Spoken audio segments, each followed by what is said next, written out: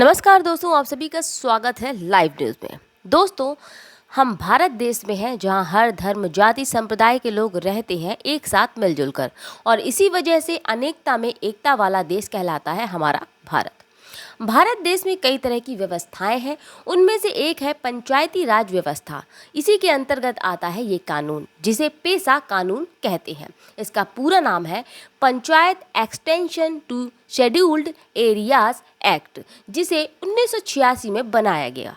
आखिर क्यों जरूरत पड़ी इस कानून की? तो आपको बता दें कि अनुसूचित क्षेत्रों का विस्तार करने की दिशा में पेसा कानून को शुरू करना पड़ा और 1986 में इस कानून की शुरुआत हुई। ये कानून कुछ तरह के अधिकारों को अपने अंतर्गत लेकर आता है, जैसे कि जल का अधिकार, जमीन का अधिकार और जंगल का अधिकार। अब आपको समझाते हैं कि आखिर कैसे।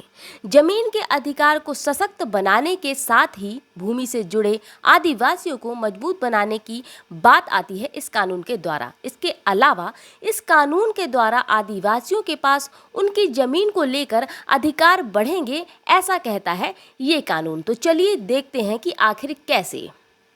दोस्तों, आपको याद दिला दें, हाल ही में मध्य प्रदेश में पेसा कानून की चर्चा जोरों पर रही। आदिवासियों के लिए पेसा एक्ट लागू होने के बाद मुख्यमंत्री शिवराज सिंह इस कानून को लेकर लोगों को जागरूक करते नजर आए थे।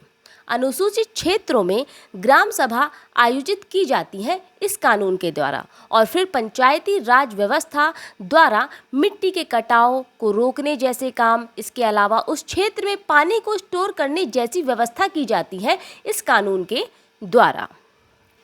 इस कानून के एरिया में आने वाले लोगों को उसी क्षेत्र में जमीन से जुड़ी सुविधाएं दी जाएंगी, ऐसा कहता है ये कानून। जैसे कि गांव की जमीनों से जुड़े जो भी मामले होंगे उनका ग्राम सभा प्रस्ताव पारित करेगी। इसके बाद पटवारी के पास भेजा जाएगा और इसके बाद पटवारी इसमें सुधार करेगा।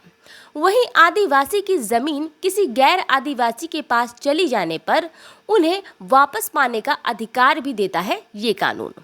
आदिवासी अपनी ज़मीनों के लैंड यूज़ को नहीं बदल सकते खुद से। इसके लिए उन्हें ग्राम सभा को इसकी जानकारी देनी होगी पहले। इस तरह इस कानून के द्वारा ग्राम सभा का भी महत्वपूर्ण रोल दिखता है। दरअसल ग्राम सभा के बिना कोई काम नहीं हो सकता। मतलब यदि किसी प्रोजेक्ट या हाईवे जैसे निर्माण काम करने हो तो उसके लिए आदिवासियों की यदि ज़मीन लेनी हो तो उसके लिए ग्राम सभा की अनुमति सबसे ज़्यादा मायने रखेगी, जिसके लिए डिप्टी कलेक्टर के स्तर के अधिकारी उस क्षेत्र की ग्राम सभाओं से पहले चर्चा करेंगे। उनकी परमिशन के बाद ही आगे का काम हो सकेगा। इसके अलावा ग्राम सभा के पास जल प्रबंधन के सारे राइट होंगे। एक और बात दोस्तों, इस कानून क्षेत्र में अगर किसी की ज़मीन नीलाम हो रही है तो वो ज़मीन कोई और नहीं ले पाएगा, बल्कि आदिवासी को ही दिलाई जाएगी। और तो और बटाई के लिए जिस ज़मीन को बंधक के तौर पर रखा गया है उसे आदिवासियों को देने का पूरा अधिकार होगा ग्राम सभा के पास। तो दोस्तों, ये थी एक छोटी सी चर्चा पेसा कानून को लेकर कि आखिर पेसा कानून क्यों आया, किसके लिए आया और कब आया और इसकी ज़रूरत क्यों पड़ी। फिलहाल इस खबर में इतना ही, और खबर के लिए जुड़े रहिए हमारे चैनल लाइव न्यूज़ से। फिर मिलेंगे नई खबरों के साथ। नमस्कार।